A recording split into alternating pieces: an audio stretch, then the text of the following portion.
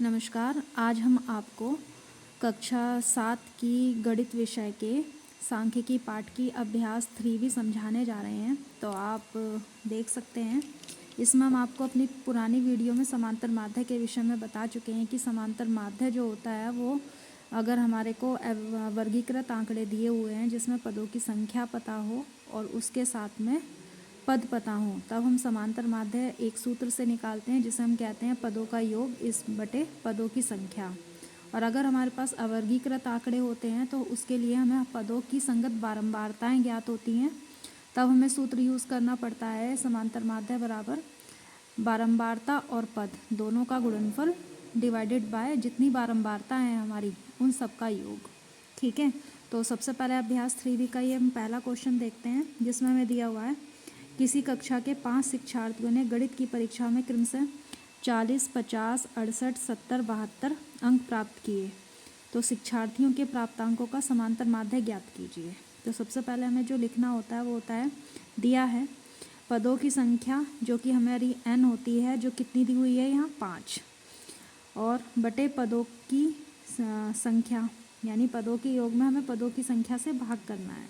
तो आप देख सकते हैं कि पदों की जो संख्या है वो यहाँ 5 है और पद जितने दे रखे हैं वो ये हैं 40, 50, 68, 70, 72। तो हमें इन सब का योग करना है। तो योग करने के लिए हम सबको प्लस लगा के लिख देंगे और पदों की संख्या आपकी वो दी हुई है 5 से भाग करेंगे। इनका योग अगर इन सबको हम जोड़ते हैं तो 8 और 2 10 की 0 कैरी करेंगे 1, तो 4 और 5 9, 9 और 6 आपका होता है 15, 15 और 7 22, 22 और 7 होते हैं आपके 29 और एक कैरी का तो आपके हो गए 30। तो ये टोटल योग होता है आपका 300। अब 300 में अगर हम 5 से डिवाइड करते हैं तो हमें क्या मिलता है 5 अंक 30 और ये 0, तो हमारे पास इसका समांतर माध्य आ जाता है 7। इसी प्रकार से हमारा इसका जो दूसरा सवाल है उसमें हमें दिया हुआ है किसी फैक्ट्री के 15 मजदूरों की प्रतिदिन की मजदूरी क्रमशः 70, 110, 65, 80, 75, 85, 80, 76, 94, 100, 105, 110, 103, 81, 86 रुपये हैं। तो मजदूरों की मजदूरी का समांतर माध्य ज्ञात कीजिए। तो हम इसमें क्या करेंगे, ऊपर वाले क्वेश्चंस की तरह हमें क्या करना है, पदों की संख्या यहाँ 15 दी हुई है और पद हमारे यहाँ 70, 110 ये सभी दिए हुए हैं। तो हमें इन सभी पदों का योग करके उसमें 15 से भाग कर देना है। तो हम ये चीज़ करते हैं, ये हमें इन सबको पदों को जोड़ देना है। सभी हमने पद लिखे हुए हैं और पदों की संख्या 15 से भाग करते हैं। इन सबको अगर हम जोड़ते हैं तो हमारे पास इसका टोटल आता है 1320। और इस 1320 में अगर हम 15 से भाग करते हैं तो 15 अट्ठे 120, कैरी का आपका 12 बचता है, ये 0, फिर 15 अट्ठे 120।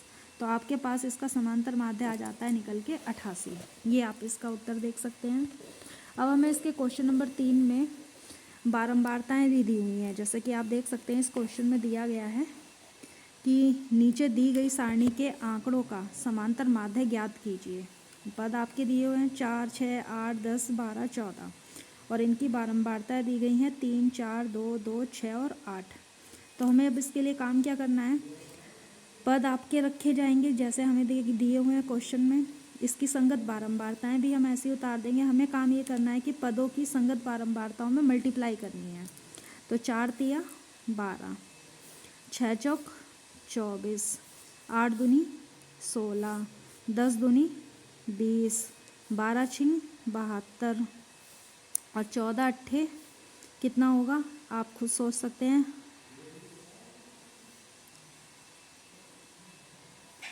14 अट्ठे होते हैं हमारे पास 112।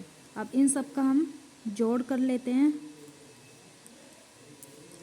2 और 4 6 और 6 12, 13 14, 15 16 का 6 यहाँ से लगा 1, 1 और 1 2, 2 4 5 6 7 7 14, 15 का 5 यहाँ से लगा 1। तो हमारे पास इसका टोटल आता है 256। हमारे पास सूत्र होता है समांतर माध्य बराबर sigma F x divided by sigma F. Sigma F x हमारे पास है 256 और हम इसमें इसके टोटल बारंबारताओं का योग चाहिए तो हम इनको भी जोड़ लेते हैं। हमारे पास है 3 और 4 7, 8, 9, 9 और 2 11, 11 और 6 होते हैं हमारे पास 17, 17 और 8 होते हैं हमारे पास 25। अब हम इसके टोटल में 256 में 25 से भाग कर दें तो हमारे पास आता है 25 धाम 250, बचता है 6, दशमलव लगा के 0 बढ़ाएंगे तो हमारे पास आता है 25 दूनी 50, बचेगा 10, दशमलव लगा के 25 चौका 100। तो हमारे पास इसका आंसर आता है 10.24। ये हमारा आंसर हो गया। इसके बाद हम देखते हैं हमारा क्वेश्चन नंबर 4। इसमें हमें दिया हुआ है क्वेश्चन नंबर 4 में कि शिक्षार्थियों की ऊंचाई और उनकी बारंबारता हमें दी गई है। जैसे कहीं जैसे मतलब किसी भी एग्ज़ाम के फिज़िकल में हमारे पास दी हुई है कि कुछ जितने भी हमारे कैंडिडेट हैं उनकी हाइट दी हुई है 140 जो हाइट है सेंटीमीटर में, उस वाले अभ्यर्थी हमारे पास 3 है, 147 वाले 4 हैं, 148 वाले 5, 149 सेंटीमीटर वाले 6, 150 वाले 10, 151 वाले 7, 154 वाले 5, 158 वाले 4, 159 वाले 4 और लास्ट हमारे पास है 160 वाले। हमारे पास केवल 2 एप्लीकेंट हैं, तो हमें इन सभी आंकड़ों का भी समांतर माध्य ज्ञात करना है। तो हम पिछले क्वेश्चंस की तरह क्या करेंगे कि हमारे पास जितनी भी ऊंचाई दी गई है ये हमारी x हो गई है, हमने उतार दी है, यहाँ हमने इसकी बारंबारता लिख दी है। अब हमें एक कॉलम और बनाना पड़ेगा जो होता है f × x का, यानी 140 में हम इसकी संगत बारंबारता 3 से मल्टीप्लाई करेंगे तो हमारे पास आता है 14 तिया 42 और ये आपका 0 420। 147 में 4 की करेंगे तो 7 चौक 28, कैरी करेंगे 2 और 4 चौक 16, 17 18, कैरी किया 1, 4 एकम 4 और 1 5। इसके बाद 8 पंच 40 की 0, हंस लगा 4 और 14 पंजे 70, 4 74, 9 छिक्के 54 का 4, हंस लगा 5 और 6 चौक 24, 24 और 5 होते हैं हमारे पास 29, हंस लगा 2, 6 और 2 8। इसके बाद 150 की 10 में करेंगे तो हमारे पास आता है 1500। इसके बाद आता है 7 का करते हैं, 7 एकम 7, 7 पंजे 35, हंस लगा 3, 7 और 3 10। इसके बाद 5 चौक 20 की 0, हंस लगा 2, 5 पंजे 25, 26 27 का 7, हंस लगा फिर हमारे पास 2, 5 एकम 5 और 2 7, 8 चौक 32 का 2, हंस लगा 3 और 15 चौको 60 और 3 63, 9 चौक 36 का 6, हंस लगा 3, 15 चौके 60 और 3 63। इसके बाद 16 दूनी 32, ये आपका आ गया 320। अब हमें काम क्या करना है, इन सभी जितनी बारंबारता और पद का गुणनफल का जो है इन सब का हमें टोटल करना है।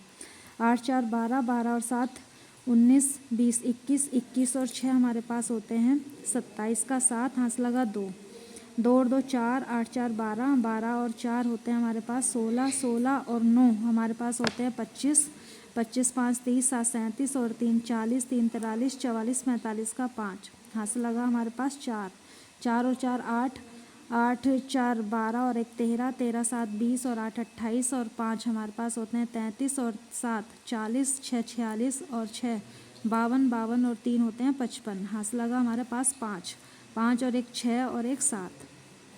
और यहाँ बारंबारताओं का भी हम इसी तरह से योग निकालें तो हमारे पास आता है 3 और 4 7, 7 5 12, 12 6 18, 18 और 10 28, 28 और 7 35 और 5 40, 4 44 और 4 48 और 2 50।